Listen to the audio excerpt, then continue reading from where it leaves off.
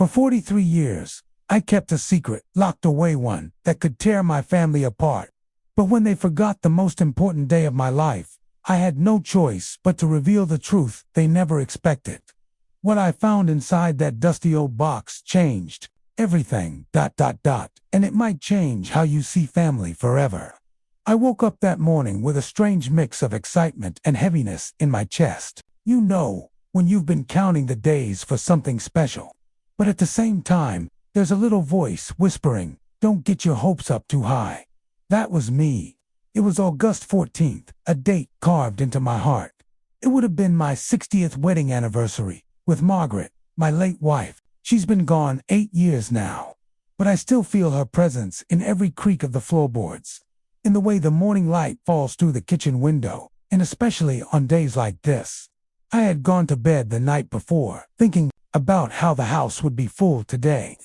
I imagined my son Peter making the long drive from London with his wife, Allison, probably bringing along that posh coffee machine of theirs to show off again. I pictured my daughter Sophie arriving from Manchester with her 2 boys, Harry and Oliver, full of energy, running through the hallway, banging on the piano keys, and making the place sound alive again. I even set the dining table the night before 6 plates, neatly folded napkins, and the good cutlery that rarely sees the light of day anymore. Margaret always said, never serve a meal to your family like you're in a rush. Make it special. I suppose I've kept that habit, even when it's just me. By 9 a.m., I was already showered, dressed in my best gray cardigan, the one Margaret knitted me the winter before she passed. I made tea, sat by the window, and watched the street outside. Bishopthorpe Road was its usual self. The postman, making his rounds, Mrs. Fletcher from number 12, heading to the shop with her tote bag, the neighbor's cat stretching lazily on the pavement. I kept glancing at the clock. 9:30 a.m., still early. They're probably packing the car. 10:15 a.m., maybe there's traffic on the M1.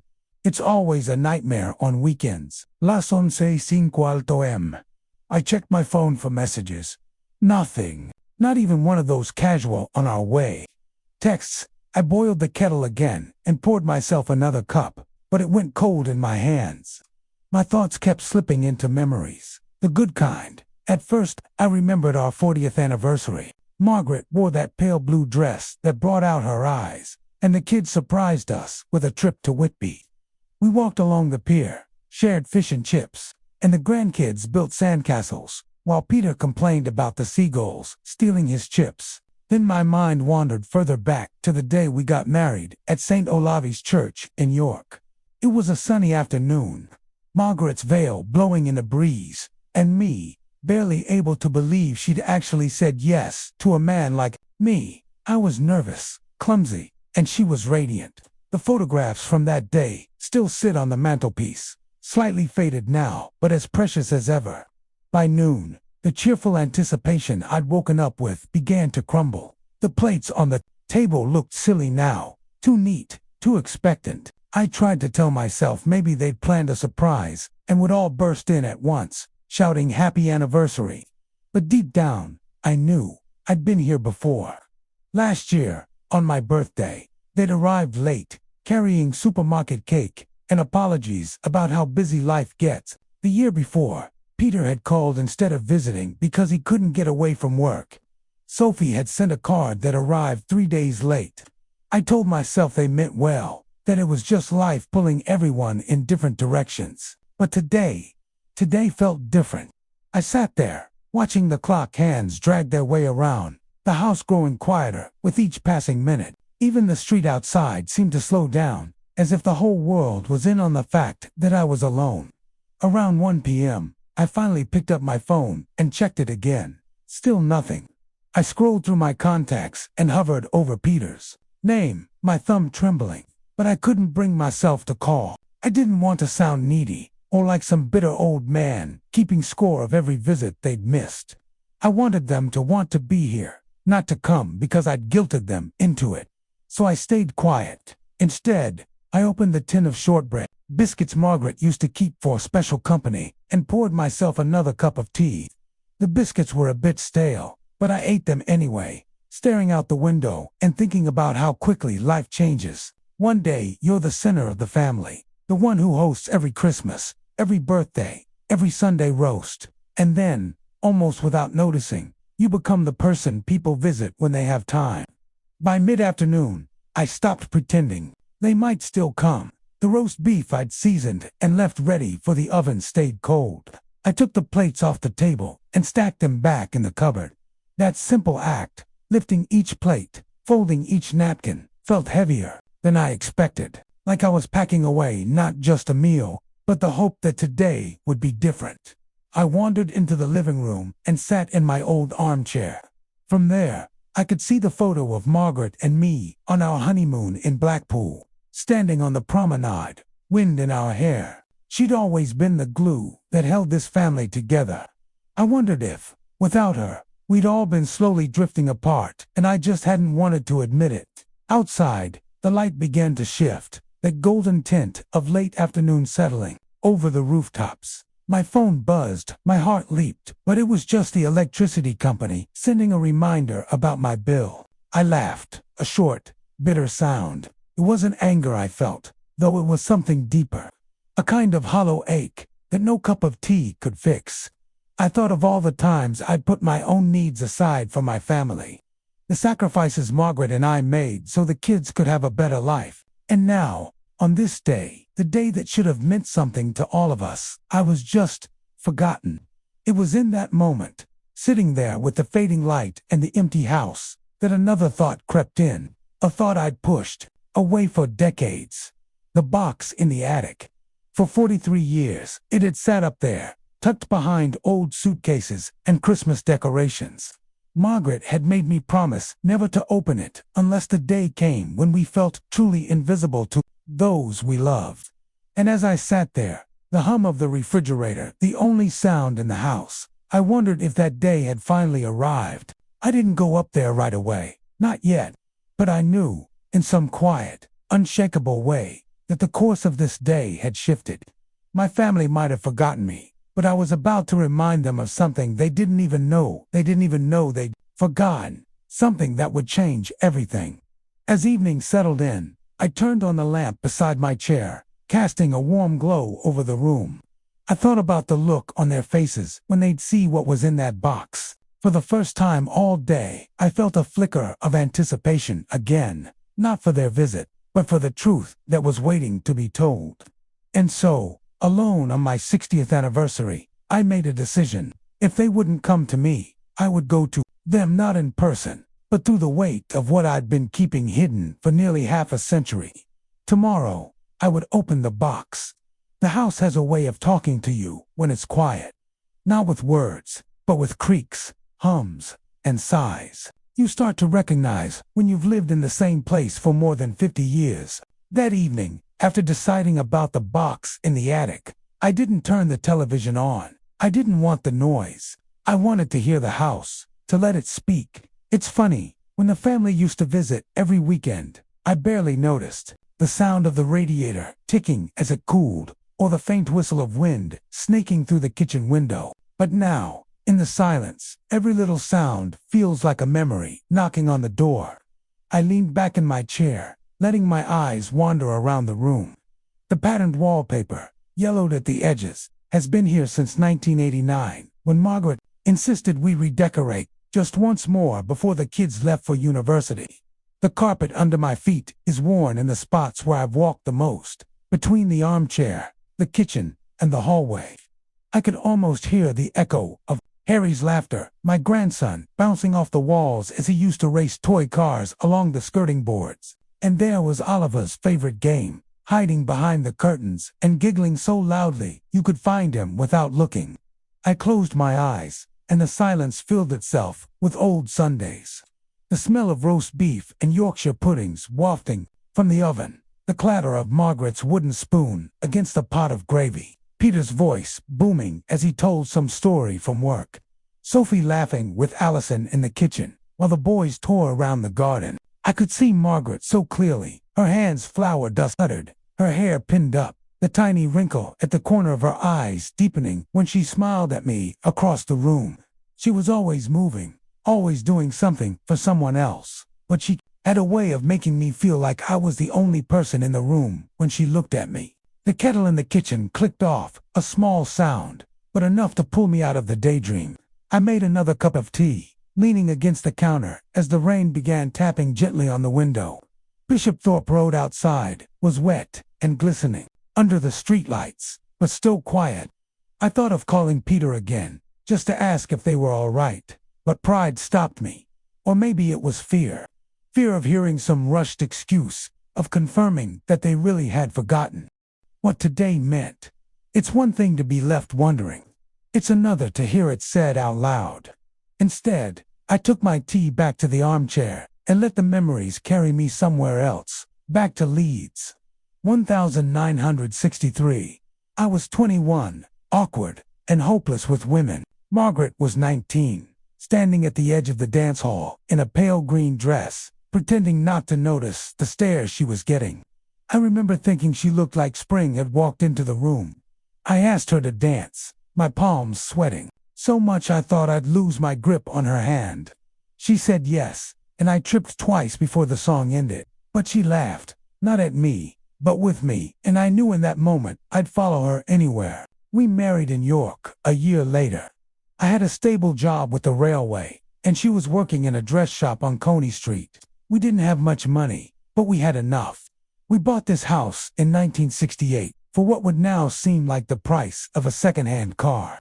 And we made it our world. Over the years, the house changed with us. The spare room became Sophie's nursery, then Peter's bedroom, then my little workshop once they moved out. The garden started as a patch of grass and ended up a jungle of roses, lavender, and Margaret's prized hydrangeas. But tonight, as I looked around, I realized the house had grown old with me, and like me, it missed being full. The silence didn't just belong to me.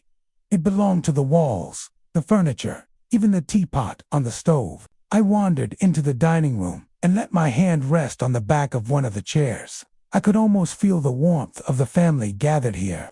I remembered the year Sophie brought home her first boyfriend, a shy lad named Ben who barely spoke, until after dessert, when he and I discovered a shared love for cricket. Then there was the Christmas, when the snow fell so thick we couldn't leave for midnight mass. We stayed in, played charades, and laughed until our sides hurt. Margaret fell asleep in her armchair with a paper crown from the crackers still on her head. Those memories used to comfort me.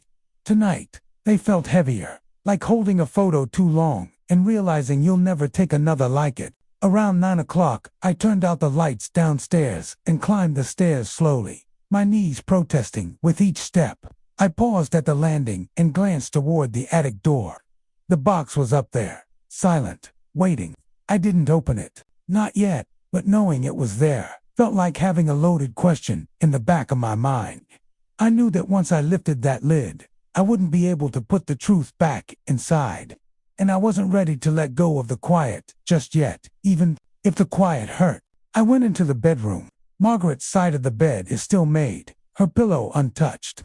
People say I should take it away, make the room my own, but I can't. The thought of her not being there in some small way, it would make the house even emptier than it already is. Lying there, listening to the rain pick up outside, I thought about tomorrow. Would they remember then? Would I get a call, an apology? Maybe. But deep down, I knew this was a turning point. Something had shifted in me. The silence of this day had done what nothing else had in 43 years. It had made me consider breaking my promise to Margaret. And once that thought took root, I couldn't stop turning it over in my mind. Because the truth inside that box wasn't just about me or Margaret. It was about all of us. About why certain things in this family were the way they were. Why old arguments never quite healed. Why there's always been this invisible wall between some of us. If I told them, they'd see me differently. Maybe they'd understand. Or maybe they'd hate me for it. But at least they wouldn't forget me. And lying there in the dark, with the rain and the creaks of the old house as my only company, I decided something else. Tomorrow, after breakfast, I would go up into the attic, and I would open the box. I woke up the next morning with that strange heaviness still sitting in my chest.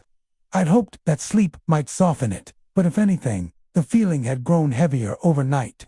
The first thing I did, before even putting the kettle on, was check my phone. The screen lit up, but there were no new messages, no missed calls, just the same wallpaper of the Yorkshire Dales I'd set years ago, and the little icons staring back at me. It was nearly 8 a.m. I told myself it was still early. People sleep in on Sundays. Maybe they'd call after breakfast, or before heading to church. I went into the kitchen, filled the kettle, and leaned against the counter while it boiled. The rain from last night had stopped, but the sky outside was the color of unwashed wool, flat and heavy, threatening more showers. I poured my tea, added just a splash of milk, the way Margaret used to make it for me, and sat by the window again. From here, I could see the street slowly waking up. Mr. James from number 6 was clipping his hedge, his breath puffing in the cold morning air. A delivery van trundled past, tires hissing on the wet road, but still, no call. At 9:15, I thought, right, they're probably having a line. At 10 o'clock, I thought, maybe they've gone out for breakfast. At 10:45, I thought, surely they'll call soon. By 11:30, I stopped making excuses for them. I just stared at the phone on the table, its black screen like a closed door no one wanted to knock on. You'd think I'd be used to it by now. Over the years, the calls have grown fewer, the visits shorter. At first, it was work keeping them busy. Then it was the children's school.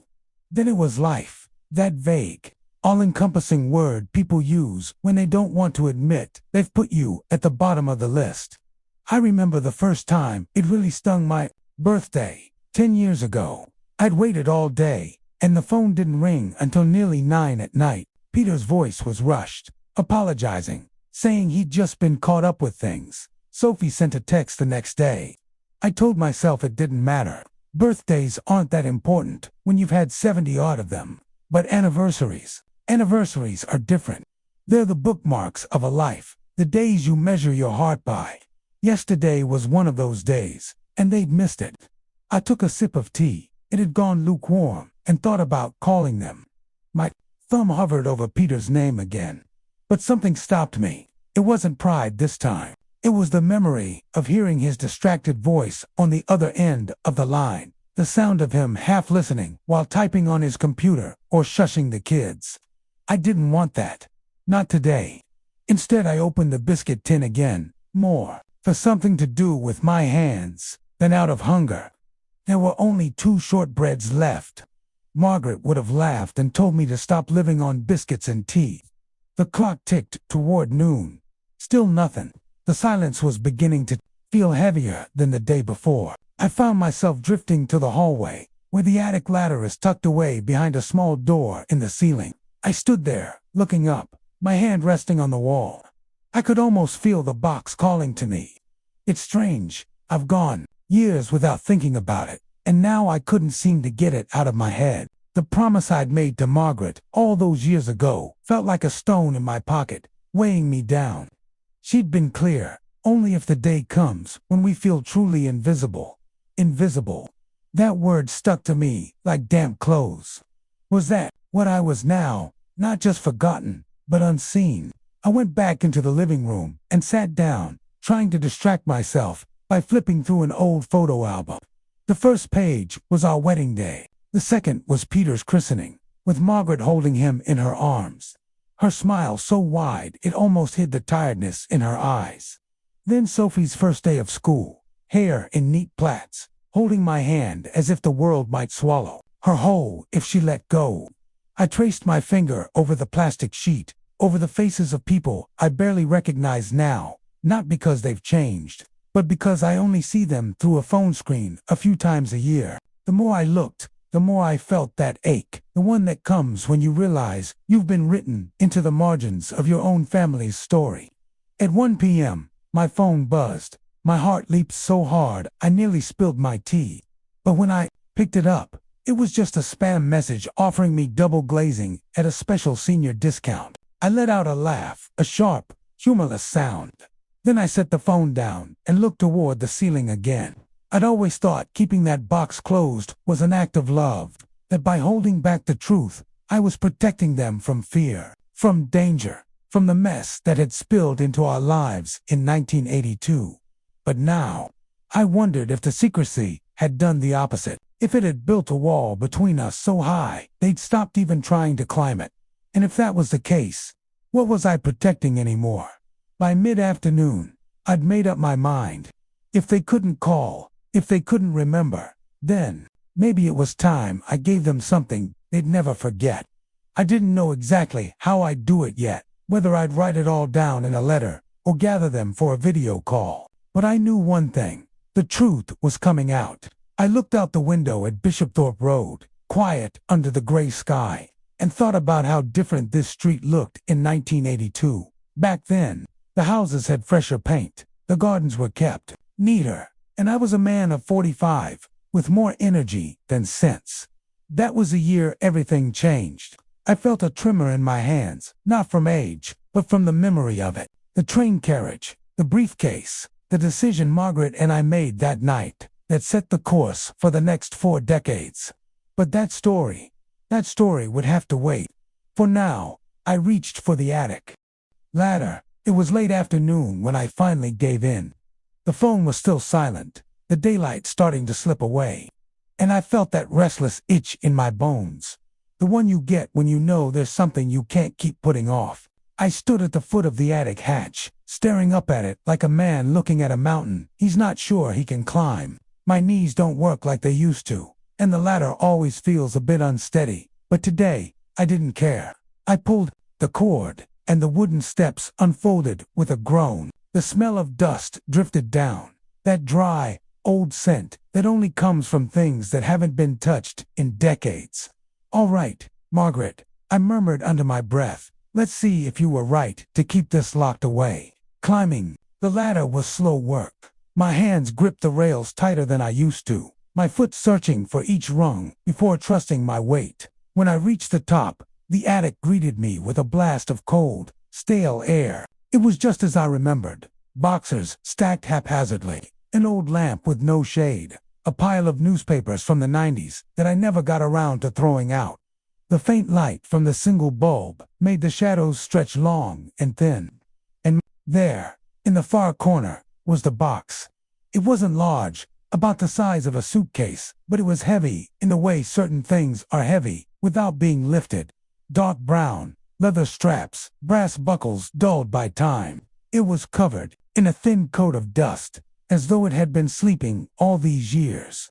I knelt beside it, brushing my fingers across the top. For a moment, I just sat there, my heart thudding in my ears. Opening it felt almost disloyal, like I was breaking a pact, even though the other half of the pact, my Margaret, wasn't here to stop me anymore. I could hear her voice, in my head, clear as if she were standing behind me. "Only if the day comes when we feel truly invisible." Invisible. I thought of the empty table yesterday, the missed calls, the silence. If that wasn't invisible, I didn't know what was. I undid the first buckle. The sound it made, a faint snap of leather, seemed too loud in the stillness. Then the second, the lid lifted slowly, stiff from age. Inside, everything was just as I'd left it. On top was a bundle of letters, bound with a faded ribbon. The envelopes were yellowed, the handwriting on them neat and careful. Some were addressed to me, others to Margaret. I recognized the name at once, a name I hadn't spoken aloud in over 4 decades. Beneath the letters lay photographs. I hesitated before touching them, as though they might crumble if I wasn't careful. They were black and white, some grainy, some sharp.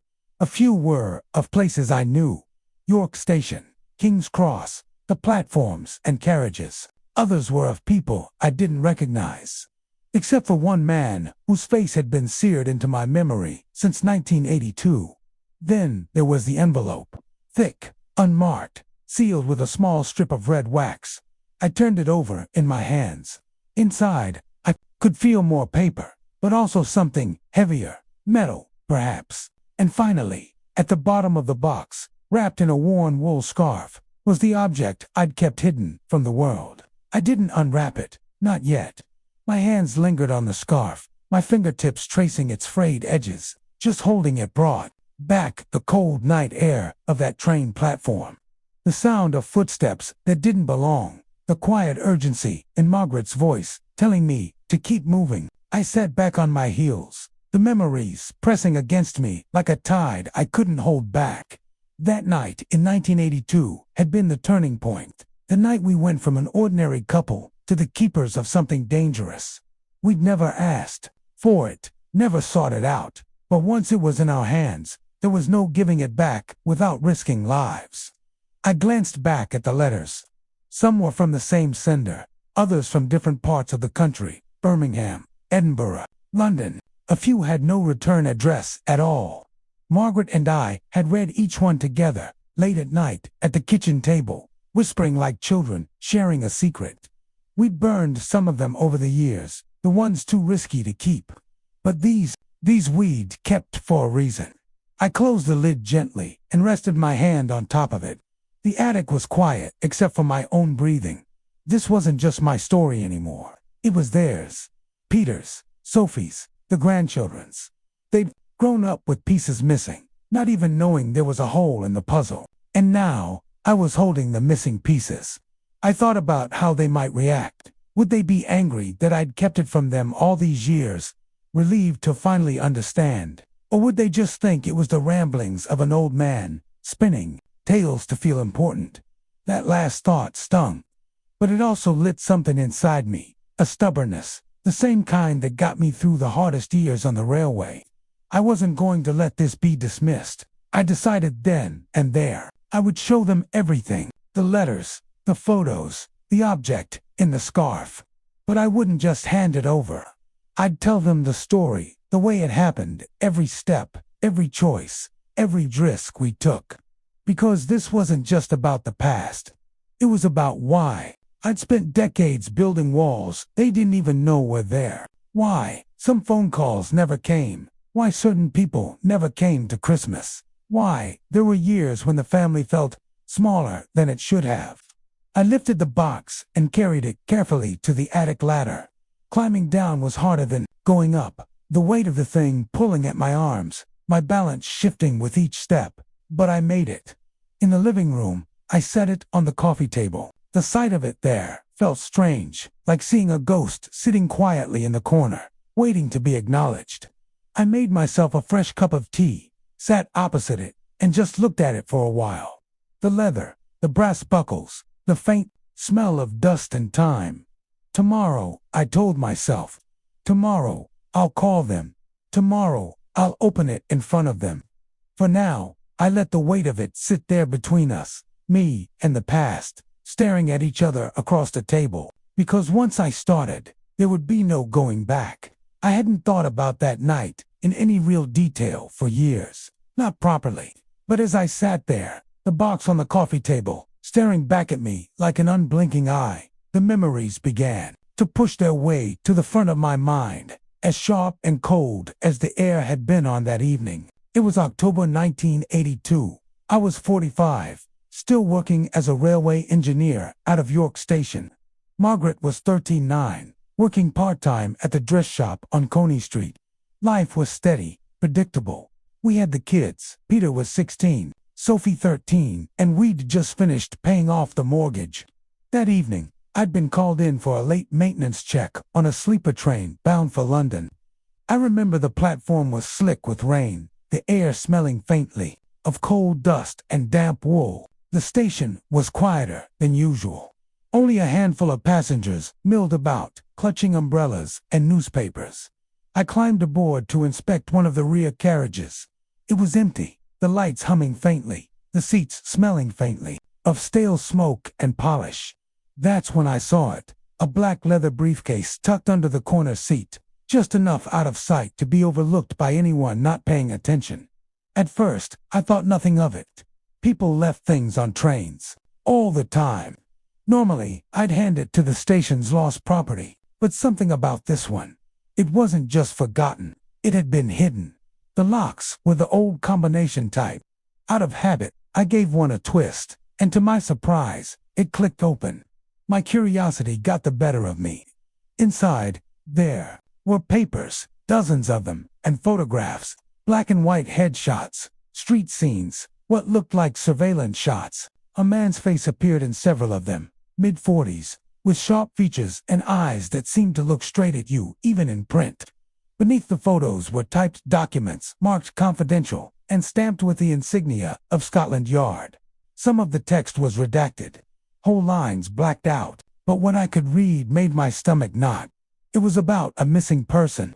Not just any missing person, a high-profile witness in a criminal trial that had been in the headlines that summer. The kind of case people whispered about, the kind that made you double-check your locks at night. And then there was something else, wrapped in brown paper at the bottom of the briefcase. I unwrapped it just enough to see the glint of metal. Not a weapon exactly, but not the sort of thing you'd carry unless you had reason to. That was when I heard footsteps in the corridor. Slow, deliberate.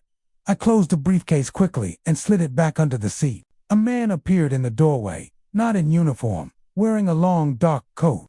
He glanced around the carriage, his eyes pausing on me for just a moment too long.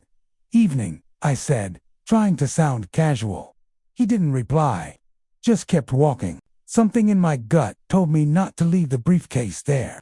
I waited until the man had disappeared down the platform. Then I took it, tucking it under my coat. I told myself I'd hand it in to the station master and explain later. But as I stepped off the train, I saw the man again, this time standing near the exit, watching.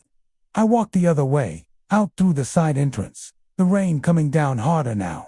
My heart was pounding. I didn't head for lost property. I headed home. When I walked through the door, Margaret was in the kitchen, stirring a pot of stew. She looked at me, then at the briefcase in my hands. "What's that?" she asked. I told her everything, the photos, the documents, the man in the coat. She listened, her brow furrowing deeper with each word. When I was done, she was quiet for a long moment. Then she said, "You can't hand this in, Harold. Not now. Not if someone was waiting for it. Not if someone followed you." I laughed at first nervously, but she didn't. She had that look she got when she was sure about something, and I'd learned over the years not to argue when she wore it. We stayed up most of the night, going through the contents of the briefcase. The more we read, the clearer it became. Whoever had lost this, or hidden it, would want it back badly, and maybe they'd do whatever it took to get it. That's when Margaret said the words that would shape the next 43 years of our lives. We keep it safe, and we don't tell a soul, not unless we're in danger, or unless the day comes when we're invisible. I didn't fully understand her choice that night, but I trusted her, so we did as she said. We bought the leather box the next day and moved everything into it. The briefcase itself we burned in the garden, the smoke curling up into the gray sky. For weeks afterward, I'd catch glimpses of men I didn't recognize lingering near the station or parked in cars down the road. Sometimes the phone would ring once, then stop. Margaret started locking the back door, even in daylight. And then, just as suddenly, it stopped. No more strangers, no more hang-up calls. Life went back to something like normal, but the box stayed. It followed us through the years, moving from the back of a wardrobe to the loft, and finally to the attic. We never spoke about it in front of the kids. We never hinted at its existence. But it was always there, like a silent member of the family, waiting. For years, the box sat in the attic, buried beneath blankets, old suitcases, and the occasional Christmas decoration we couldn't be bothered to untangle. But its presence was never forgotten. It was like a locked door in the middle of my mind. I never opened it, but I always knew it was there. Margaret and I had an unspoken rule about it. We didn't discuss it unless absolutely necessary. And absolutely necessary never came. At least, not in the way you'd expect. Life had its distractions, bills, school reports, the boiler, breaking down every other winter. But the box was always a quiet weight between us, a reminder that we were keeping something from the world. At first I thought we'd done the right thing. We were protecting ourselves, protecting the children. But as the years stretched on, I began to see how secrecy has a way of seeping into everything. Peter, our son, grew into a man who never quite trusted anyone fully. He was polite, hard-working, but there was a guardedness to him, as if he was always waiting for the other shoe to drop.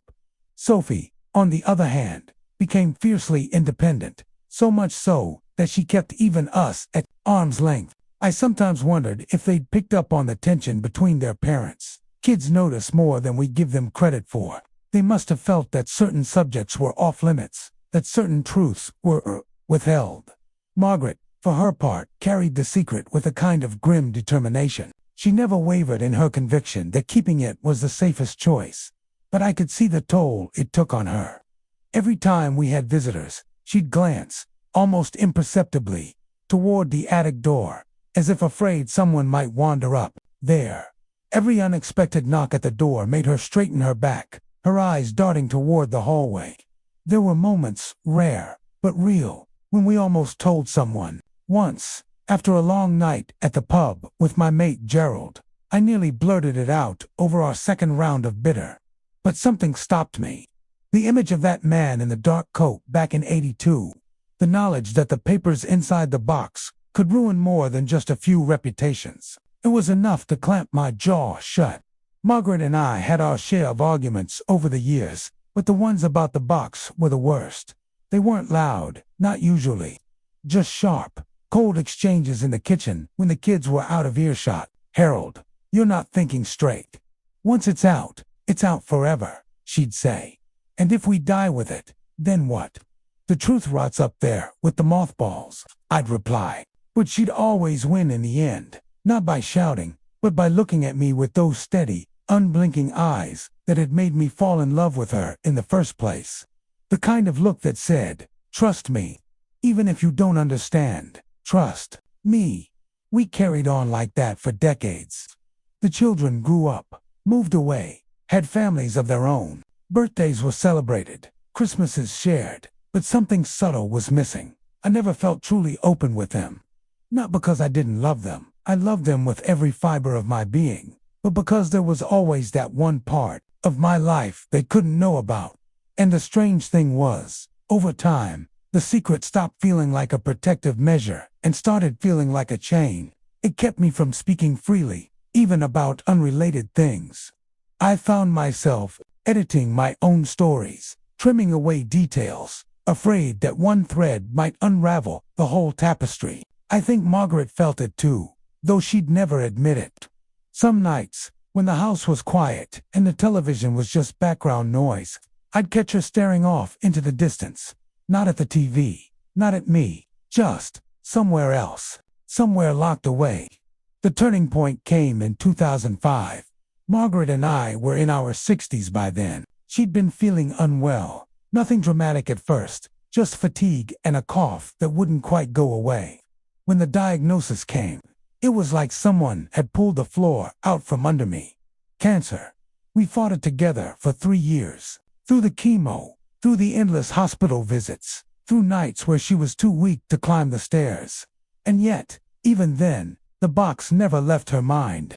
One night, about a month before she passed, she called me into the bedroom. She was propped up against the pillows, her skin pale but her eyes still sharp. "Harold," she said, "you have to promise me something." I sat beside her, holding her hand. "Anything. You keep that box safe. You don't open it unless you have no other choice. And if you go before me, I'll do the same." I wanted to tell her no. I wanted to say that enough was enough, that I was tired of guarding a secret older than our grandchildren. But I didn't. I just nodded, because she was the woman I'd built my life with, and I wasn't going to break my word on her deathbed.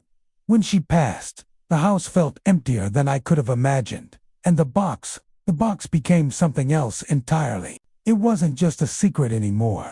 It was the last piece of her I had to protect. In the years that followed, I lived with it as I'd lived with her, quietly, faithfully, without question. But the cost of that loyalty was high. My relationship with Peter and Sophie grew more distant. They called less, visited less. When they did, I found myself hiding the fact that I didn't want them snooping through the attic, even for innocent reasons. And so here I am now, 43 years later, sitting in my living room on my birthday, realizing my family barely knows me. Not because I haven't told them stories, but because I've never told them the story. The one that explains why they're father, and later their grandfather, sometimes seemed like he was holding something back. That's the cruel thing about secrets. You keep them to protect the people you love. And in the end, they're the very thing that builds walls between you. I can't undo the decades of silence. I can't rewrite the choices Margaret and I made. But I can choose what I do now. And maybe, just maybe, it's time the box sees the light of day. It was a Wednesday morning in late autumn, the kind where the sky over Leeds looks like it's been painted in dull shades of gray and the air smells faintly of damp leaves. I'd just put the kettle on when I heard a knock at the door. Now, I get knocks from time to time. The postman, a neighbor wanting to borrow a ladder, the occasional charity collector. But this knock, it wasn't casual. It was 3 sharp raps, evenly spaced, with a pause in between. The kind of knock that expects an answer. I hesitated. Part of me, the part that had lived with the box for over 4 decades, immediately thought, it's about that. That's ridiculous, I told myself. Paranoia. The box hasn't been mentioned in years, hasn't been touched in years. Still, my hand lingered on the doorknob before I turned it. Standing there was a man in his late 40s, dressed in a dark overcoat. His hair was neat, his shoes polished, and his expression unreadable. "Mr. Harold Whitcomb?" he asked. "That's me," I replied, cautious. He gave a polite but tight smile. "My name's Daniel Mercer. I was wondering if I could have a few minutes of your time. It's regarding something from 1982. Just like that, my stomach tightened. He'd said the year. Not just years ago. Not decades past. No, 1982. "I don't know what you're talking about," I said automatically. The same way you might deny knowing where the biscuits are when you've eaten half the packet. Mercer didn't push. He just tilted his head, slightly. "I think you do, and I believe you still have something from that time. Something that belongs to, well, let's just say, someone with a vested interest." I considered slamming the door. I even half closed it before stopping myself. Margaret's voice came back to me, as clear as if she were standing there. "Don't open it unless you have no other choice." Maybe this was the no other choice moment. Or maybe it was a test. "Come in," I said finally. He stepped inside, glancing around my modest living room like he was cataloging every detail. I motioned for him to sit, but he stayed standing. "I know about the box," he said plainly. I stayed quiet. "It's been 43 years, Mr. Whitcomb. Things have changed. The people who cared about keeping it hidden are either gone or not in a position to do anything about it. But there are still those who'd pay a great deal for what's inside. Some for protection, some for exposure." His words rattled around in my head. My instinct was to tell him to get out, to keep the box exactly where it had been since the day I put it there. But then he added, "And before you ask, I'm not here on anyone's payroll." "Not exactly. I'm here because I think you've been carrying a weight far too long. I can help you get rid of it."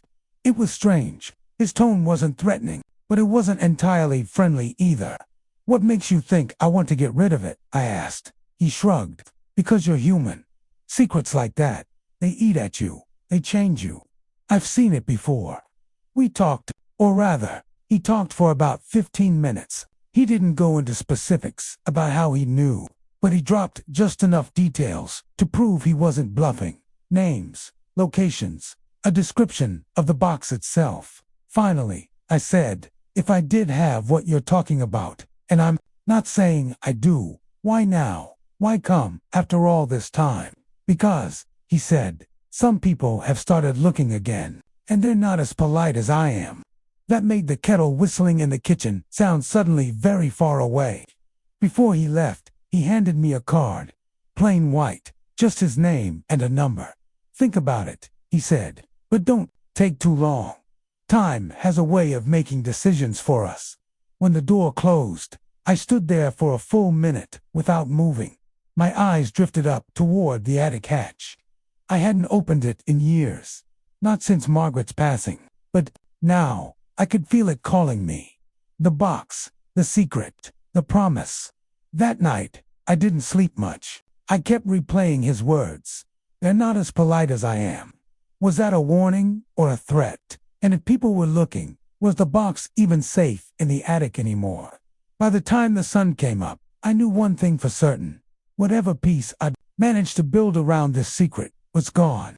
The past hadn't just knocked on my door. It had walked inside, sat down, and made itself at home. And I had a sinking feeling it wasn't going to leave quietly. It had been 3 days since Daniel Mercer's visit, and I'd been pacing the house like a man waiting for a storm that wouldn't break. Every creak of the floorboards, every shadow in the corner of my eye felt like someone was watching, waiting. On the 4th night, I made up my mind. If the box was going to bring trouble, I needed to know exactly what kind of trouble it might be. I couldn't rely on 43-year-old memories. The attic ladder groaned under my weight as I climbed, torchlight slicing through the dust. The smell hit me first, that dry, stale scent of forgotten things. My old cricket bat, a suitcase full of clothes from when Margaret and I went to Blackpool in '78, and there, in the far corner, half covered by a moth-eaten blanket, the box. It was smaller than I remembered, wooden, dark, with a brass latch. The grain of the wood was rough under my fingers, as if it had aged faster than I had. I sat cross-legged on the floorboards, heart thudding. For 43 years, I had kept this promise. Don't open it unless you have no choice. But whose choice was it now? Margaret's, mine. Or had that decision been taken from me the moment Mercer knocked on my door? The latch gave a reluctant click, and for a second I almost closed it again. My hands were shaking as I lifted the lid. Inside was a folded piece of oilskin, wrapped tightly with cord. I undid the knot and unrolled it. The first thing I saw was a photograph, black and white, grainy, showing 4 men standing beside a military lorry. They weren't smiling. One of them was me. Beneath the photo, there were documents, official-looking, stamped, some marked, confidential. Names, dates, coordinates. But the thing that made my throat tighten was a letter, yellowed and brittle. It was from Margaret, dated the 14th of March, 1982. Harold, it began. If you're reading this, it means things have gone badly. Wrong. I don't know if I'm still with you, but I trust you to do what's right. This box contains the only proof of what happened at Thornhill Base. We swore we'd protect it because we saw what they did and how they covered it up. Keep it hidden, even from the children. Especially from the children. If this ever gets out, people will get hurt. But if it disappears, the truth will die forever. My hands were clammy, my breath shallow.